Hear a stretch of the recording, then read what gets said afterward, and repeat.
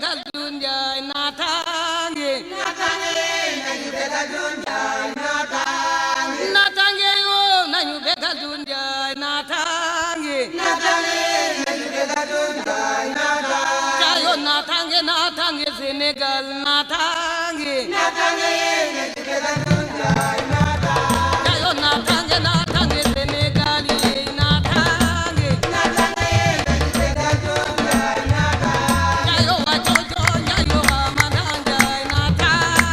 Les journées économiques du Nord entrent dans le cadre de la décentralisation économique initiée par la CNES, qui est convaincue que si les questions économiques sont nationales, les réponses doivent être locales. Quand on a le même objectif, on regarde ensemble dans la même direction. Tous les acteurs de l'économie ont regardé ensemble vers le Nord et ont ainsi atteint l'objectif fixé, c'est-à-dire redonner à l'axe Nord sa véritable place dans l'économie. Pour ces premières journées économiques, la CNES a fait cap sur le Nord qui a mis la barre très haut en défilant ses autres pôles économiques que sont le centre, le sud et l'est. Je voudrais féliciter de nouveau les initiateurs de cette manifestation. Le président Mansour Kama et tous les membres de la CNES qui ne sont pas un patronat suspendu au sommet ou dans les airs, mais c'est un patronat aux pieds poudreux, c'est-à-dire qui descend sur le terrain, qui travaille avec les acteurs de base, qui essaie de sentir le pouls des populations en nouant des partenariats aussi fructueux que celui qu'ils ont noué avec l'AFSDN. Ces mots du ministre de l'Industrie illustrent à merveille la réussite des journées économiques du Nord organisées les 25 et 26 juin par la CNES à Saint-Louis. Pendant 2 jours, la Confédération nationale des employeurs du Sénégal, le ministère de l'Industrie, la FSNDN, l'UGB, la mairie de Saint-Louis, les collectivités locales, une 50aine d'entreprises, les organisations internationales comme le FMI et l'OMVS ont cherché à définir une nouvelle vision et des ambitions pour l'axe Nord, Saint-Louis, Louga et Matam, en transcendant le découpage administratif pour regrouper les régions de Saint-Louis, Matam et Louga. La CNES montre que la région n'est pas un espace économique pertinent et qu'il faut aller vers les pôles économiques. Nous avons une vision qui est bâtie sur ce qu'on appelle la promotion des pôles économiques régionaux.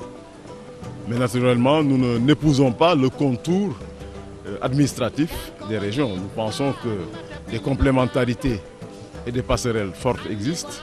C'est la raison pour laquelle nous l'avons appelée région Nord. Et vous savez bien que Louga est une région, Matam est une région et Saint-Louis, mais nous les mettons ensemble.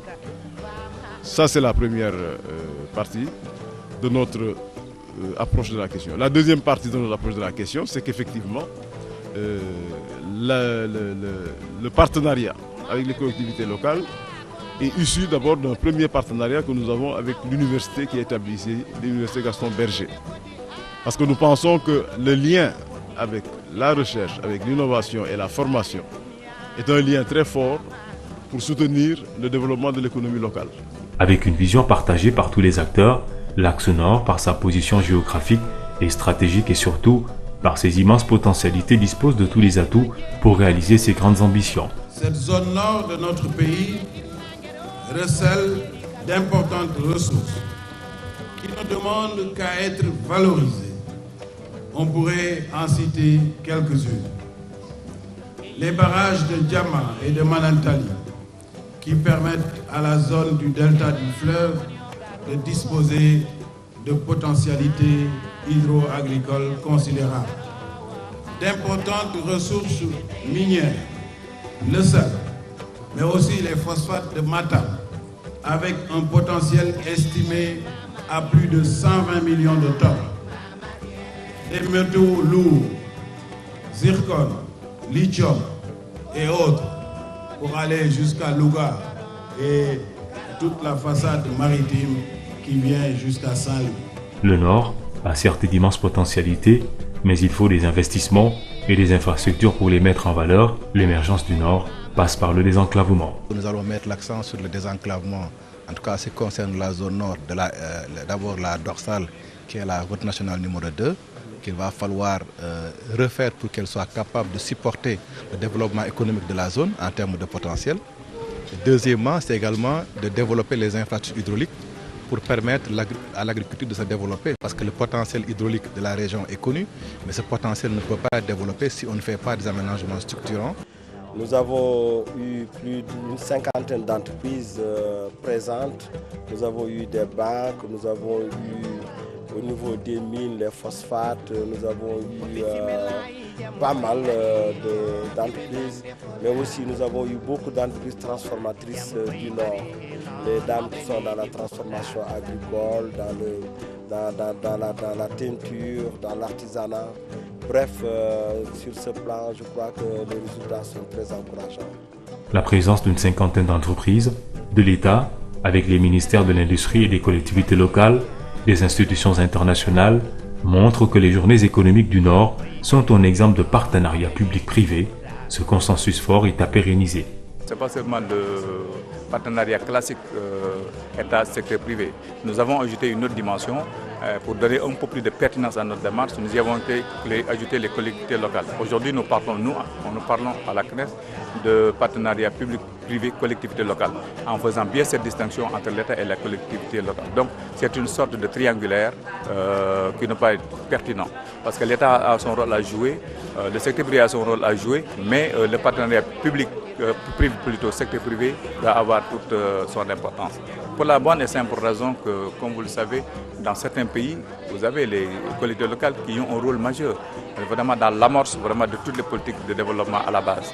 Et il n'est pas possible de continuer comme ça, donc de se satisfaire d'une situation où les régions vivent de subsides de l'État. Ce n'est pas viable, c'est injuste et ce n'est pas pertinent.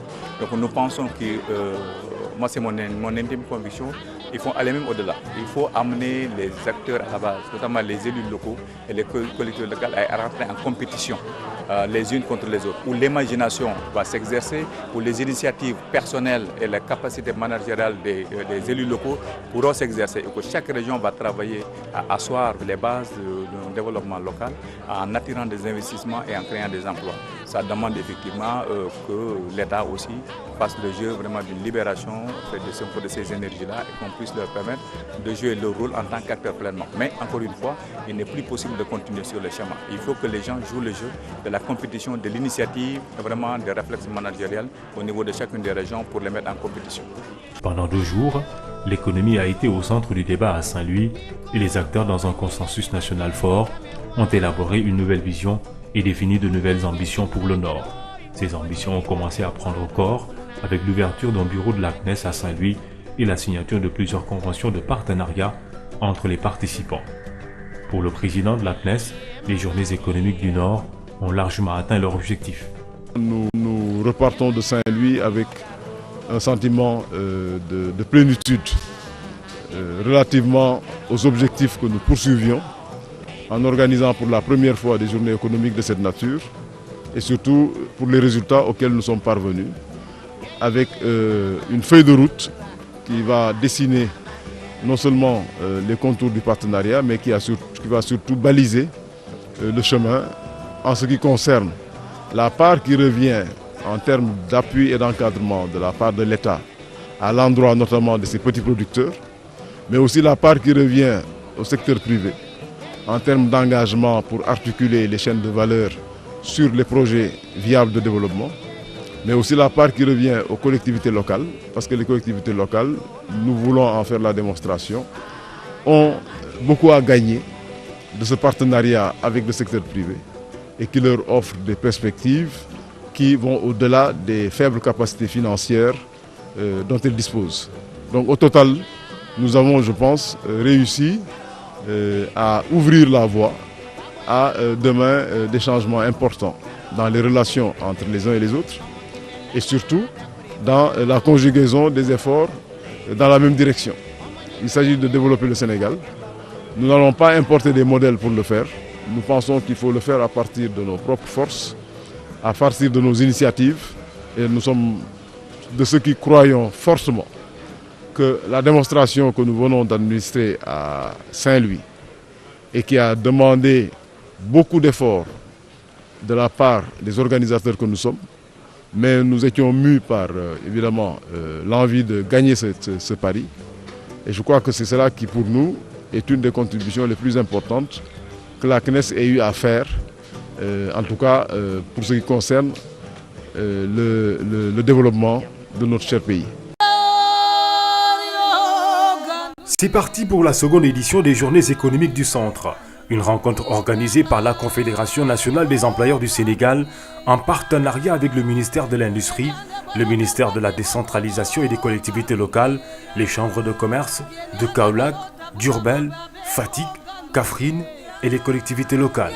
Nous pourrons lutter efficacement contre la pauvreté en réalisant des taux de croissance à 2 chiffres sur un long terme et de manière continue au-delà de 7% comme l'indiquent les études ayant conduit au DCFE. À cet égard, la CNES plaide pour un consensus national, économique et social autour de notre stratégie de développement comme la clé de voûte de cette nouvelle dynamique. Et c'est dans ce contexte qu'il faut placer les présentes journées. Notre pays nous offre des exemples d'hommes et de femmes, ingénieurs et travailleurs, pleins d'initiatives dans les points les plus reculés et qui méritent notre attention parce que porteurs de solutions locales aux défis qui intéressent tout le Sénégal. Plus de 2500 participants et une quarantaine d'entreprises accueillent des panels de réflexion sur les potentialités de la région centre, ainsi que des espaces d'exposition pour les entreprises. Kaolack, la croisée de chemin veut prendre son envol économique, un destin assumé. C'est l'intitulé de ce rendez-vous appelé les Journées économiques du Centre. Ce rendez-vous économique a réuni au-delà des grandes entreprises qui essaiment au niveau national des petites et moyennes entreprises des régions de Diourbel, Fatick, Kaffrine et Kaolack. Nous appuyons les filières des domaines, par exemple le mil sorgho, le maïs, donc le niébé, le bissap et l'agriculture villageoise. Mais nous appuyons aussi le sous-secteur du maraîchage, donc par le biais de la petite irrigation. Ces journées économiques du centre portent la marque du partenariat public-privé, avec la présence des agences comme l'APIX, l'ADEL, le SNEC, le PENDEL et l'ADEM. Le Kaffrine, pour environ 300 millions, il concerne 13 km d'extension du réseau éclairage public et électricité et la construction et l'équipement d'un poste de santé amélioré à Diamaguène 3. Ces journées économiques deuxième du genre sont pour la CNES organisatrice une nouvelle manière de gérer la dynamique de développement local et de supprimer le déséquilibre économique. Il faut absolument qu'on libère toutes les énergies que nous avons au niveau des régions et ne plus en faire des structures d'accueil de fonds de dotation. Voilà un peu la compétition saine que nous voulons instituer entre les différents responsables des régions. Il faut pour les organisateurs une nouvelle prise de conscience des élus locaux et présidents de chambres de commerce. Les collectivités locales sont à présent à un niveau de maturation élevé. Et sous peu de temps, une commission nationale en charge de la planification régionale sera instituée au Sénégal avec des déclinaisons au niveau des régions par la création de commissions régionales de planification régionale pour pouvoir mobiliser toutes les ressources, tous les acteurs autour des enjeux de développement de leur terroir. Ce panel, les organisateurs l'ont dédié aux régions de Diourbel et de Kaffrine, dont les représentants ont expliqué les potentialités et faiblesses en ressources de leur région. C'est le début de ce qui pourrait devenir un rendez-vous économique d'envergure dans cette partie centre du Sénégal.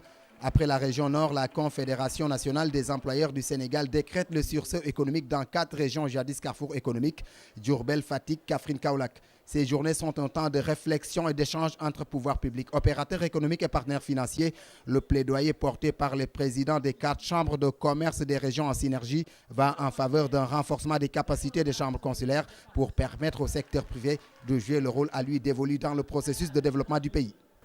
L'accélération du développement local se fera dans un environnement économique et social organisé, mais rationalisé. Et c'est la raison pour laquelle nous souhaitons, comme la CNES aujourd'hui, l'ADPME hier, la CEPEX demain, que les chambres consulaires puissent être les réceptacles des autres structures d'appui au secteur privé mis en place par l'État du Sénégal. C'est ici l'occasion de demander un coup de pouce significatif du gouvernement, de l'État par la prise de décisions administratives ardues et avant-gardistes pour récompenser et encourager les entreprises qui accepteront de sortir de Dakar en se délocalisant, mais également d'attirer de nouveaux investisseurs qui verraient inciter à s'installer ailleurs qu'à Dakar. Placé sous le thème « Le centre à la croisée des chemins, un destin à assumer », ces journées donnent l'occasion à la CNES d'insuffler à ces 4 régions le souffle économique nouveau en leur permettant de présenter les potentialités économiques. Nous ne pourrons lutter efficacement contre la pauvreté qu'en réalisant des taux de croissance à 2 chiffres. À cet égard, la CNES plaide pour un consensus national, économique et social autour de nos stratégies de développement comme la clé de voûte de cette nouvelle dynamique. Et c'est dans ce contexte qu'il faut placer les présentes journées. Notre pays nous offre des exemples d'hommes et de femmes ingénieux et travailleurs, pleins d'initiatives dans les points les plus reculés et qui méritent notre attention parce que porteurs de solutions locales aux défis qui intéressent tout le Sénégal. Venu procéder à l'ouverture officielle des journées, le ministre d'État Abdoulaye Baldé s'est félicité de la partition ainsi jouée par la CNES, qualifiant l'initiative de parfait exemple d'un partenariat public-privé. Il a assuré les organisations patronales du total soutien de l'État pour remobiliser les énergies dormantes à l'échelle du pays. Cette dynamique doit être maintenue et surtout étendue à l'ensemble des 14 régions. Elle doit constituer un levier important pour la décentralisation économique de notre pays qui constitue les bases d'un système de développement local durable et porteur de croissance. Le ministre d'État a par ailleurs passé en revue les stands qui présentent les différentes potentialités économiques des régions en question et du dynamisme du secteur privé national. Table ronde, ateliers, réflexions autour de thématiques économiques majeures vont meubler ces journées ouvertes ce vendredi. El Besrido, c'est dimanche.